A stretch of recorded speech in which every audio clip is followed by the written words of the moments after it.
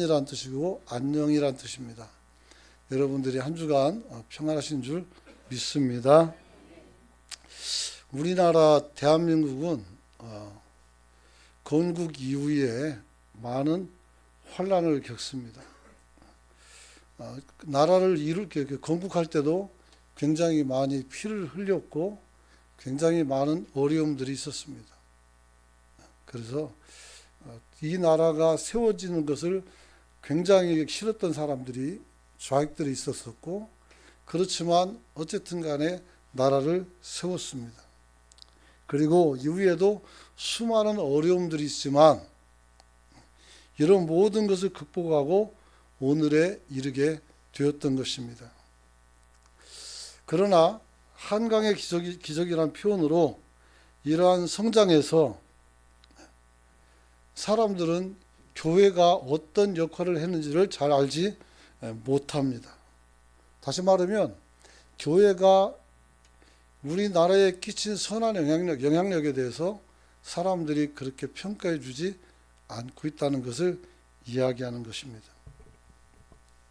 여러분, 특별한 사람들에게만 허락됐던 유치원 교육이 교회에서 선교원 또는 어린이집을 만들어서 가난한 집 아이들도 누구든지 와서 교육을 받을 수 있도록 교육의 문을 열어놨어요. 그래서 우리 애도 그렇지만 여러분의 자녀들도 이런 어린이집이나 아니면 선교원에서, 때는 어떤 사람들은 유치원에서 기초 공부를 하고 진학을 하고 그렇게 성장을 한 것을 우리가 볼 수가 있습니다. 또 장애인 그 단체들을 만들고 또 이들에게 빈민사역을 감당해서 밥을 굶고 어렵게 사는 사람들을 구제하면서 교회는 세상의 빛과 소금이 되어 활동을 하게 되었습니다. 그래서 교회를 통해서 사회가 안전망을 구성할 수 있게 되었고, 그렇죠. 그래서 성장하고 발전하는 데 있어서 굉장한 동력을 심어준 것도 맞습니다. 특히 호모 헐버트 같은 사람은 조선 말쯤에 우리나라에 들어와서 정말 어마어마한 그래서 그 나라에 대한 기여를 합니다. 특별히 이 호모 헐버트가 한 것 중에 가장 큰 것은 다른 것이 아니라 한글 속에 있는 띄어쓰기, 그 다음에 우리가 마침표, 또 쉼표, 여기서 만들었어요. 그래서 그 전에 글을 쓰면 다 붙여 써가지고 읽으려면 이게 뜻이 어려웠어요. 아버지가 방에 들어간 건지 가방에 들어간 건지 몰라요. 근데 띄어쓰니까 이게 의미가 정확하게 됐죠. 그리고 그의 그를 따르던 주시경을 통해서 한글 학회가 만들어지고, 그리고 사전이 편찬되고, 그래서 오늘날에 우리가 가지고 있는 언어를 갖게 된 거예요. 그래서 이런 역할들을 누가 했냐고요? 교회가 했어요. 그래서 나라 발전에 기여를 했고, 이분은 한국에서 묻혔어요. 그래서 묘도 우리나라에 있습니다. 그래서 선교사무에 들어가 있죠. 그래서 우리나라는 좋은 글, 또 좋은 지도자들, 이런 사람들이 있어서 오늘까지 아주 번영하는 그런 모습을 가졌습니다. 그러나 지금은 국내 정치의 일탈로 인해서 다시 격동의 시간으로 빠질 수도 있겠다라는 염려가 생겼어요. 그래서 이제 우리가 내일 모레 어떻게 며칠 지나면 어떻게 바뀌어 있을지 정말 모르는 안개 속에 우리가 빠져 있다, 이렇게 할 수 있습니다. 이때 우리에게 필요한 것은 무엇이냐면 세 가지 눈이 필요합니다. 첫째는 뭐냐면 자기 자신을 보는 눈이 필요해요. 나 자신을 봐야 돼요. 누구에게 뭐라고 할 필요 없어요. 내 자신을 봐서 나는 지금 무엇을 원하는지, 내게 진정으로 필요한 게 무엇인지 정확하게 볼 수 있는 눈을 가져야 돼요. 지금도 정쟁을 일삼는 사람들이 정말 원하는 게 뭘까요? 나라의 멸망일까요? 그렇다면 그 사람 나쁜 사람들이죠. 나는 그렇게는 아니라고 봐요. 각각의 생각을 가지고 나라를 세우기 원하는 애국이 거기에 있다라고 저는 생각을 해주고 싶습니다. 그러나 정확히 보는 것이 중요합니다. 둘째는 남을 보는 눈이 필요합니다. 다른 사람이 내게 무엇을 기대하고 있는가를 알고 자기 중심을 잃지 않으면서 그들과 조화를 할 수 있는 그런 마음을 가져야 됩니다. 물론 이 마음은 한국 사회에서 지금까지 계속 갈등의 폭을 증폭시켰지 회복하거나 아니면 덮어준 그런 것들은 별로 없습니다. 근데 우리는 서로 조화롭고 평화롭게 서로를 인정하고 각각의 자리에서 살아갈 수 있는 방식을 찾아야 됩니다. 세 번째는 세상을 바라보는 눈이 필요합니다. 지금 세상은 어떻게 변해가고 있는지, 나는 이 세상에서 무엇을 할 수 있는지를 챙겨봐야 됩니다. 그래서 우리는 어떤 일을 해야 될까? 그동안은 여러분들에게 우리에게 당한 예배당밖에 없다고 말씀하면서 여러분들이 신앙 안에서만 살라고 여러분들에게 가르쳤습니다. 오늘도 그 연장선상입니다. 여러분, 오늘 개인이 속해 있는 사회 전체가 성장하지 않으면 여러분의 성장에도 한계가 있습니다. 여러분 자녀들이 성장하는 것도 한계가 있습니다. 그러므로 우리 사회가 더 발전하고 더 새로워지도록 우리는 기도하고 교회는 이런 일들을 사회 가운데 일으켜야 돼요. 그렇죠. 그래서 오늘 우리가 이런 세 가지 눈을 가지게 되면 내가 속한 사회 속에서 내가 무엇을 보고 어떻게 평가를 하고 어떤 것을 취해야 되는지를 알게 되는 거예요. 우리는 성경으로 세상을 봐야 됩니다. 할렐루야. 여러분들이 다른 사람의 이론이나 여러분들 유튜브나 아니면 정치인들의 이야기에 귀를 기울이지 말고 우리는 성경에서 답을 찾아야 합니다. 저는 오늘과 다음 주 동안에 이걸 가지고 여러분에게 설교를 합니다. 그래서 설교 제목을 영적 대각성을 해야 합니다라는 제목으로 여러분에게 설교할 겁니다.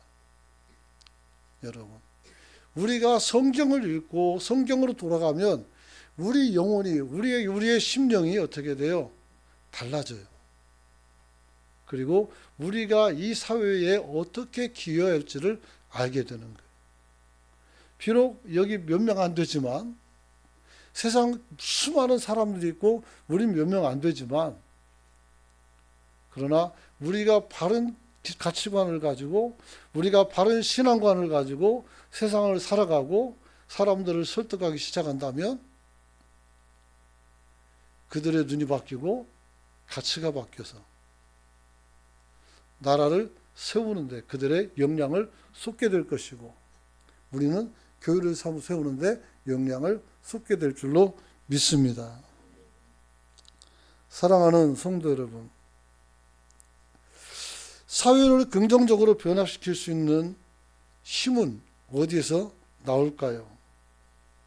먼저 나를 보고 다른 사람을 보고 세상을 바라보면서 여러분이 무엇인가를 느끼기 시작하고 어떤 분은 분노를 가질 수 있고 어떤 사람은 어떻게 돼요? 다른 생각을 가질 수도 있어요. 근데 이런 것들을 내려놓고 우리는 세상을 바라볼 때 하나님의 눈으로 성경으로 다시 한번 바라볼 수 있는 눈을 갖기를 축원합니다. 축원합니다. 그래서 우리가 이렇게 하나님이 주시는 은혜의 말씀을 가지고 새롭게 우리를 단장하고 살 수 있다면 여러분의 눈이 모든 것을 바로 보게 될 것이고 여러분의 두 발은 항상 정직하고 선량한 곳에 있을 것이고 여러분의 머리는 굉장히 정말 충만한 총명이 있어서 세상을 분별하여 어떤 것이 옳은 것인지를 선택하고 오늘을 살아갈 수 있을 것이라 저는 생각합니다. 자, 그래서 오늘 저는 이 상황에서 영적 대각성이라는 말을 통해서 여러분들과 함께 은혜를 나누기를 원합니다. 여러분, 영적 대각성은 뭡니까? 18세기 영국에서 앵글로 섹슨족이죠.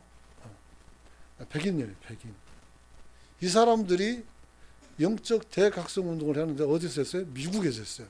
그래서 청교도가 돼서 배를 타고 아메리카에 도착해서 거기서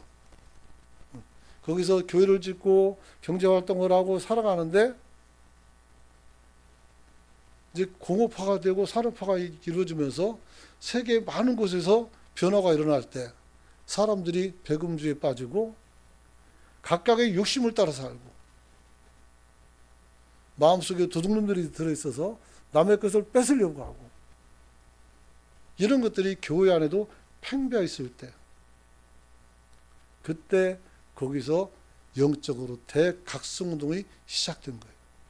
그 신앙으로 돌아가자. 신앙으로. 한번 따라서 합시다. 신앙으로 돌아가자. 지금은 신앙으로 돌아올 때예요. 오늘 본문의 유다 16대 왕 요시야에 대한 기록이죠. 아버지 왕은 아몬이다. 아몬. 근데 우상숭배와 교만 때문에 즉위하고 2년 만에 죽었습니다. 부하가 나이가 그때 24살인데 부하가 칼로 찔러서 죽였어요. 이 사람은 정말 우상을 극렬하게 섬기는 사람이었어요.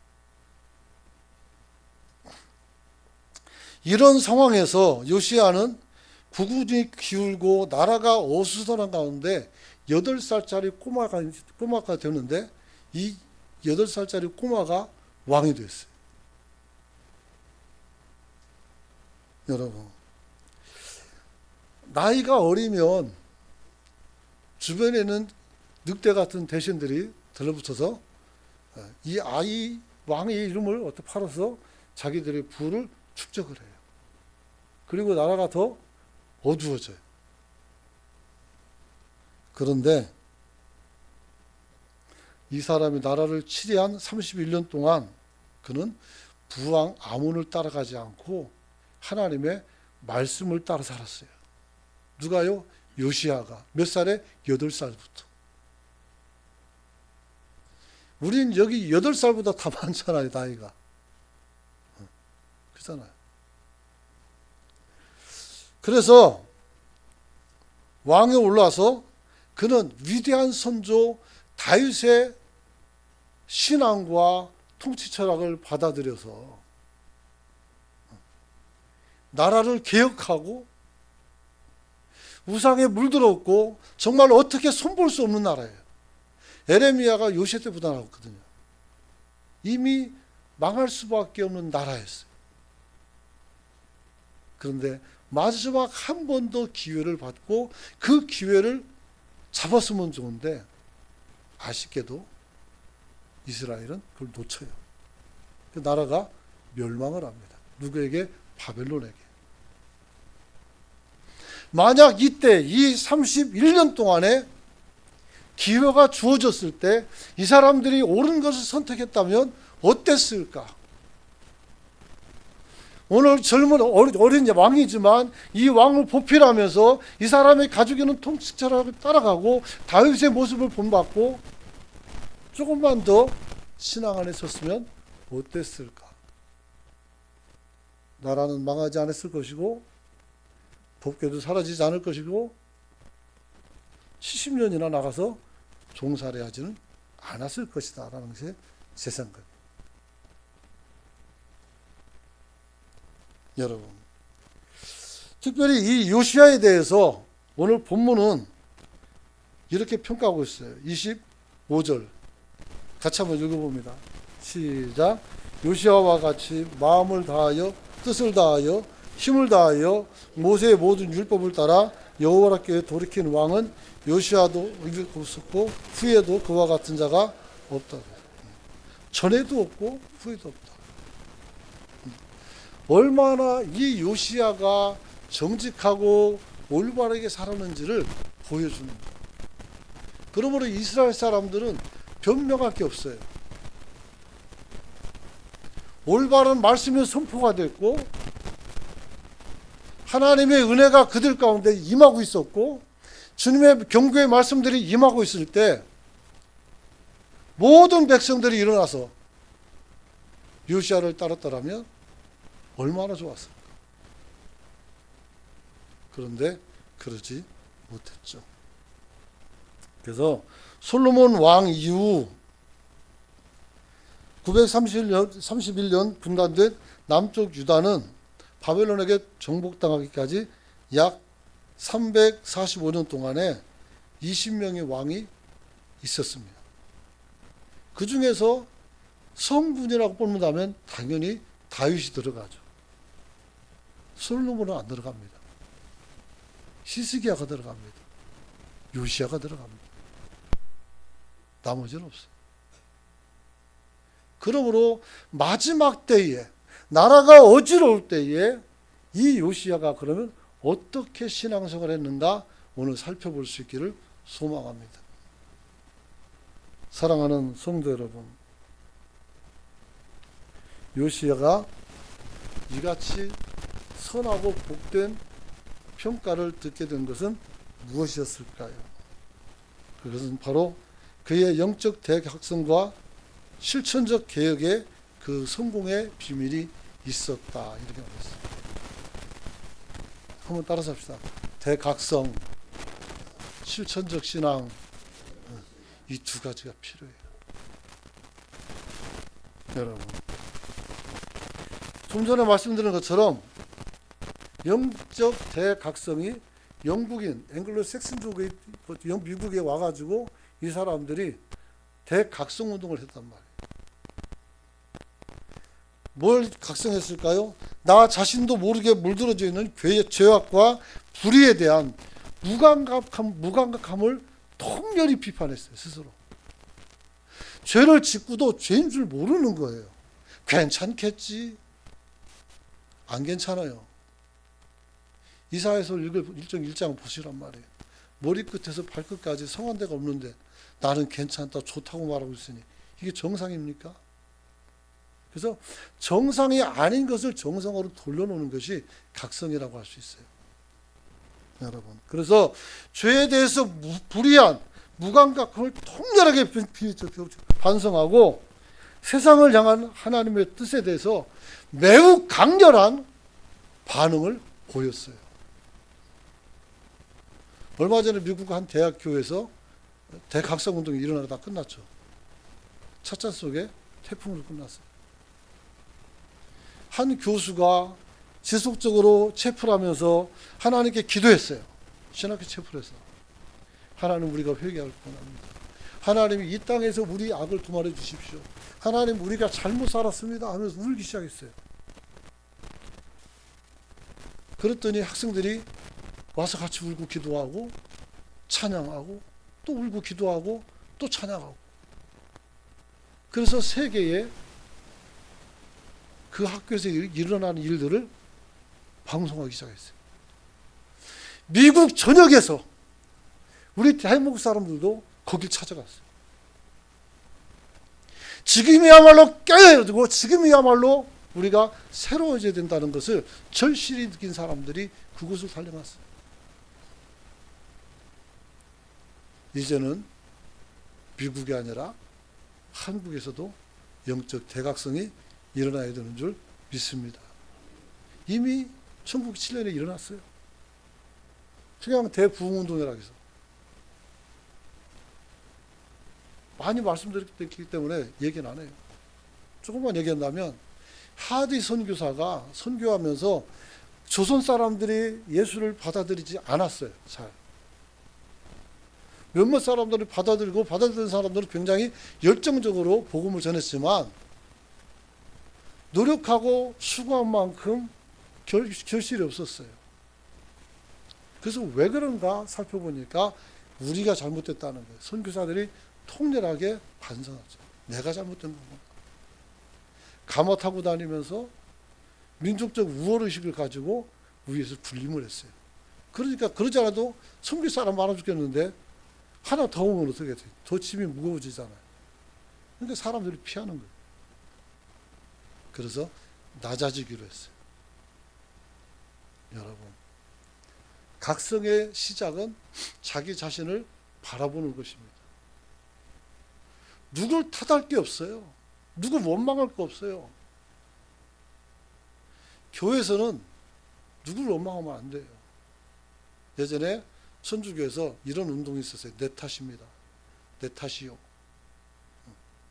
여러분, 나는 그건 정말 좋은 것이라고 생각했어요. 자기의 허물과 자기의 연약함을 보고 내가 못나서 내가 약해서 사람들에게 더 선하게 못했기 때문에 세상이 이렇게 됐다라는 책임감을 가지고 기도하는 거 아니겠어요? 여러분, 우리도 내 탓이요라는 것은 여러분들이 그런 마음을 가지고 살길 축원합니다. 앞뒤로 인사합시다. 내 탓이요. 또 한 번 합시다. 내 탓이요. 그래. 내 탓이죠. 당신이 외로운 것은 내 탓입니다. 내가 위로할 수 있었는데 그 기회를 놓쳤으니까 아픈 거죠. 당신이 아프고 괴로울 때 홀로 두게 해서 미안합니다. 이것은 정말 내 탓이고 내 게으름 때문입니다. 얘기할 수가 있죠. 여러분, 우리는 우리 허물에 대해서 무감각함을 털어내버리고 하나님의 뜻을 통해서 우리가 강렬하게 다시 한번 세상에 도전할 수 있는 저와 여러분이 되시길 축원합니다. 어떻게 하면 우리가 이 대각성을 이루고 세상 속에서 정말 살아있는 성도의 모습으로 살아갈 수 있을까? 세 가지가 있는데 오늘 첫 번째 한 가지만 합니다. 첫 번째, 하나님께 대한 신령한 진정한 예배가 회복되기를 축원합니다. 여러분, 개혁주의 신앙 안에서 가장 중요한 것은 뭡니까? 예배입니다. 예배예요. 그 예배를 위해서 뭐 합니까? 우린 기도를 합니다. 기도는 내 자신을 위해서 기도하는 것도 있겠지만 보통의 모든 기도는 타인을 위한 중보기도로 점철되어야 돼요. 여러분 개인을 위해서 기도를 해야 되겠죠. 그러나 그것보다 10배는 어떻게 해야 돼요? 타인을 위해서 기도하고 나라와 민족을 위해서 기도할 수 있는 저와 여러분이 되시길 축원합니다. 그렇다면 기도 시간이 길어질 수밖에 없는 거예요. 오늘날 교인들이 야성을 잃어버렸다고 했어요. 왜 잃어버렸어요? 기도하지 않아요. 하긴 하죠. 하나님 나 복받게 달라 이거. 그러나 그것을 뛰어넘기를 축원합니다. 여러분, 최영신이라는 여전사는 경기도 안산 그때 조그만 시골이죠. 거기서 농민들을 모아놓고 저녁에 글을 가르쳤어요. 왜 글을 가르쳤을까요? 이 사람들이 글을 모르니까 다른 사람들이 무슨 말을 해도 알아들을 수가 없는 거예요. 그래서 글을 가르쳐줬단 말이에요. 그래서 사람들을 깨우기 시작했어요. 잠자는 사람들을 깨워서 그들이 책을 읽고 그들이 성경을 읽고 그들이 그 성경을 읽은 거 책을 가지고 어떻게 사람들에게 말하기 시작했어요. 그러니까 사람이 달라진 거예요. 이승만 대통령이 가장 중점적으로 했던 게 뭘까요? 건국하고 문맹을 퇴치하기 위해서 엄청난 수고를 했어요. 왜냐하면 토지기에 가면서 땅을 지주들에게서 헐값에 사가지고 노예들에게 팔게 했어요. 모습이나 그 노예들에게. 그래서 그 사람이 땅을 갖게 됐어요. 그런데 글을 알아야지. 뭔지 모르는 거예요. 그러니까 뭐 양반들이 와서 조금 더 주고 다시 그 돈을 뺏어가니까 다 팔았단 말이에요. 글을 모르니까. 얼마나 깎아보겠어요. 또 하나님께서도 역사하셔서 많은 할머니들이 성경 읽다가 글을 깨우치는 역사가 그때 또 굉장히 많이 나타났어요. 기적적으로. 사랑하는 성도 여러분, 이런 모든 일들은 어떻게 이루어졌을까요? 그때 성도들의 신앙의 모습을 들여다보면 그들은 전혀 편하지 않은 신앙생활을 했습니다. 거꾸로 말하면 매우 불편한 신앙생활을 했습니다. 주일이 있었습니까? 노동자들에게 없어요. 한 달에 한 번 놀아요. 아니면 2번 놀아요. 나중에 70대도 넘어가 2번 놀았지. 그전에 노는 시간도 없었잖아요. 농사 짓고 여러 가지 일하는 데서 바쁘니까 어떻게 돼요? 교회 나오기 힘들어요. 하지만 그 사람들이 어떻게 밤늦게까지라도 교회 가고 또 새벽기도 운동해가지고 새벽에 교회 와서 기도하고 엎드렸단 말이에요. 이 사람들은 예배하는 것을 즐거워했어요. 부흥성회 하면은 7시부터 시작해서 보통 반 11시 끝나요. 12시 끝날 수도 있고. 그럼 집에 어떻게 가요? 먼 사람들은 교회에서 주무시고 그 다음날 새벽 예배 또 하고 낮 집회부터 또 하고 교회에서 밥에 먹고 그러면서 살았어요. 여러분, 그들이 하나님 앞에서 어떤 예배를 회복시켰을까요? 자기 자신을 바라보고 하나님께 회개하는 예배를 드리기 시작한 거예요. 내가 잘났고 네가 잘못됐다고 막 떠들 게 아니라 나부터 본 거예요. 내 속부터 본 거예요. 내 자신부터 본 거예요. 오늘날 한국 사회가 어지러워지는 것은 자기를 속이고 있기 때문에 자기를 속이는 거예요. 우리는 거기서 벗어날 수 있기를 축원합니다. 이것을 성경은 뭐라고 했어요? 우상 숭배라고 했어요. 왜 하나님께서 그렇게 우상을 섬기지 말라고 우상에 대해서 왜 이렇게 경기를 하면서 말씀하실까요? 하나님의 생각과 다른 생각을 가르쳐 주는 거예요. 하나님은 우리가 거룩하고 우리가 하나님 앞에서 선하게 살길 원하는데 악을 만들어요. 악을. 그렇기 때문에 하나님께서 그들을 멀리하는 거예요. 그래서 오늘 요시야 때도 뭐라고 했어요? 요시야 때도 요시야가 하나님 앞에서 부왕처럼 하지 않고 우상 숭배를 철폐하고 하나님을 예배하는 일에 전심을 다한 거예요. 여러분, 우리가 주님 앞에 예배하는데 열심을 낼 수 있기를 축원합니다. 교회는 그냥 뜨문뜨문 오는 게 아니라 매주마다 와서 매 시간마다 와서 우리가 함께 기도하고 우리가 주의 말씀을 받고 그리고 이 말씀을 가지고 어떻게 살 것인가를 고민해야 돼요. 이게 중요한 것이죠. 여러분, 어떻게 하면 우리가 신령과 진정으로 예배할 수 있을까요?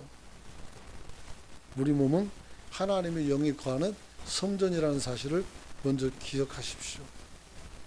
그리고 그 성전을 수리해야 돼요. 성전을 수리해야 돼요. 우리 교회도 낡으면 수리를 해야 돼요. 우리 마음도 낡아졌으면 수리를 해야 돼요. 그래서 튼튼하고 온전한 마음의 성전을 만드시길 축원합니다.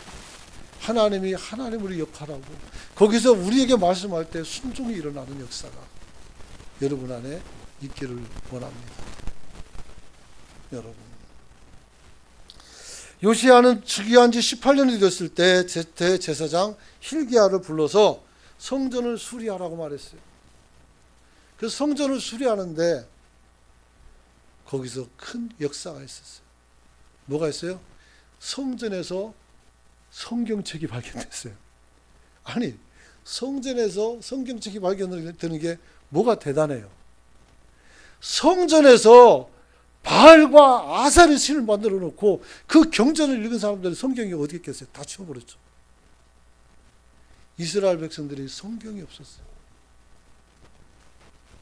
근데 성전을 수리하다 보니까 거기 뭐가 나왔어요? 성경이 나왔어요. 이것을 보고 울고 돌아오는 거예요. 사랑하는 성도 여러분, 성전은 우리의 삶의 일부가 아니라 전체인 줄로 믿으시기 바랍니다. 하나님의 말씀을 우리가 하나님 앞에서 앞에 두고 우리가 살아갈 수 있는 저와 여러분이 되시길 축원합니다. 축원합니다. 근데 성전에 다 무너져 있으니까 어떻게 돼요? 바알 신이 하나님의 성전 돌봤겠어요? 다 무너져 가는 거예요. 폐허가 됐죠. 거의 천인이가 있어야죠. 그래서 단순한 공사를 명령한 것이 아니라 이걸 통해서 하나님을 향한 예배를 다시 한번 시작한 거예요. 성전을 만들어 놓으면 어떻게 이스라엘 백성들이 올 거 아니에요. 그런 거죠. 여러분, 왜 그랬을까요? 이 사람은 제사장 아니에요. 선지자도 아닙니다. 왕이죠. 왕은 세속적인 권력을 가지고 사람을 다스리는 사람이에요. 그러나 왕도 하나님의 자식이에요. 하나님의 사람이란 말이에요. 그러므로 왕일지라도, 내가 선지자가 아닐지라도, 내가 어떻게 제사장이 아닐지라도 예배를 회복하는데 자기 힘을 다 쓰는 것은 당연한 것이다. 이렇게 말할 수가 있는 것입니다. 사랑하는 성도 여러분, 이것은 정말 올바른 판단이었습니다.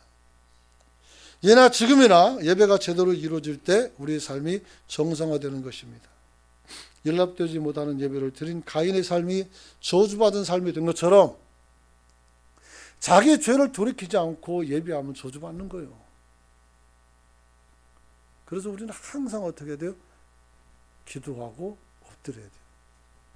옛날에 교부 이름은 잊어버렸지만 그분은 교회 계단을 걸어 올라간 게 아니라 무릎으로 기어서 올라갔어요. 왜냐하면 하나님 앞에 자기 죄를 토설하면서 교부식이나 듣는데 지금 말하면 교황이란 말이에요. 무슨 그렇게 큰 잘못이 있겠어요. 뭐 이렇게 잘못될 거 없겠죠. 그런데도 무릎으로 기어 올라가면서 기도했다고 그래요. 여러분, 오늘 이 시대에 그런 성도가 필요합니다. 아무도 대답도 안 하면 어떻게 되나. 그런 성도가 되어 주시길 축복합니다. 그래요. 여러분. 그래서 예배는 신앙의 삶의 중심이다 그랬어요. 그래서 연락되는 예배를 드리는 일이 무엇보다도 중요하고 우리 삶 속에서 이 연락되는 예배가 하나님께로부터는 은혜를 우리가 받게 될 것이고 우리는 거기서 다시 시작할 수가 있는 것입니다. 한국 유리를 설립하신 고 추태섭 장로님이 신앙적인 삶을 여러분들에게 잠깐 들려드리겠습니다. 이분은 항상 예배를 생명처럼 여겼어요. 생명처럼. 평생을 그렇게 살았어요. 그래서 교회 집회는 어떤 일이 있어도 다 참석하는 것을 삶의 원칙으로 삶았습니다. 불가피하게 해외 출장을 가도 출장을 그만두고 비행기 타고 들어와요. 그때는 비행기 타고 나가는 게 쉽지 않은 시절이었어요. 대단하죠. 반드시 주일은 본교에 와서 예배를 드렸어요. 그리고 교회 특별 집회와 수요 예배도 거의 빠진 일이 없었다고 했어요. 그리고 어느 날 대통령을 만나는 자리가 있었어요. 그때 저녁 예배 시간이 늦어짐으로써 그 예배에 참석할 수가 없게 되자 대통령에게 이야기합니다. 나는 예배에 참석해서 그만 나가야 되겠다고. 그래서 양해를 받고 교회를 갔어요. 어떻게 이럴 수가 있어? 대단하죠. 그렇죠. 심지어는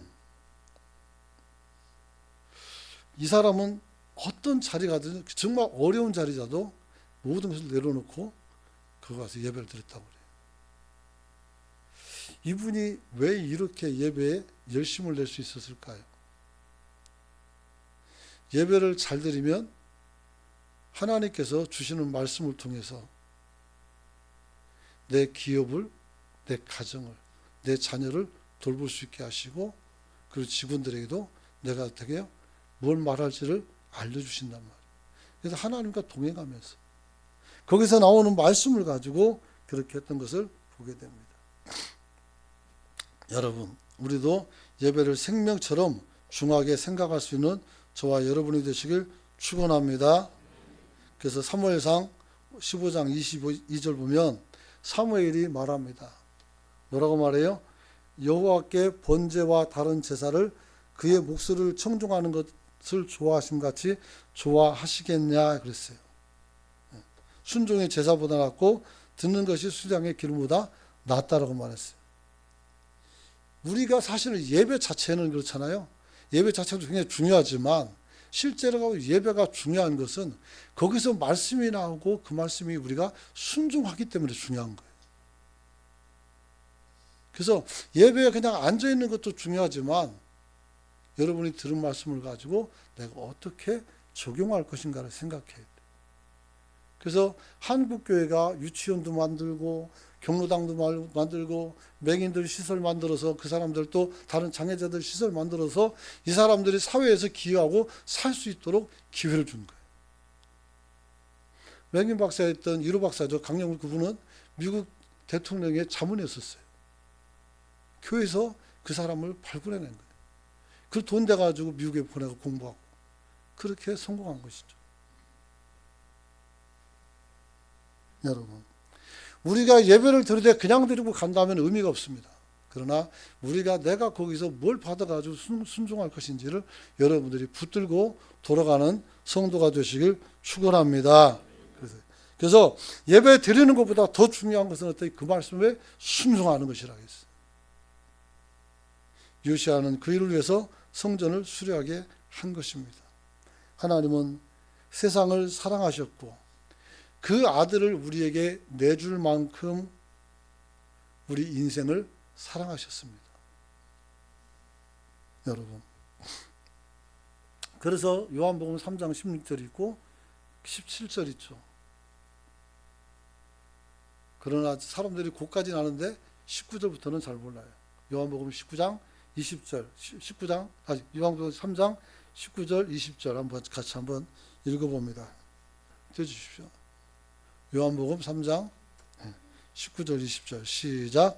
그 정죄는 이것이니 곧 빛이 세상에 왔으되 사람들이 자기의 행위가 악함으로 빛보다 어둠을 더 사랑한 것이라.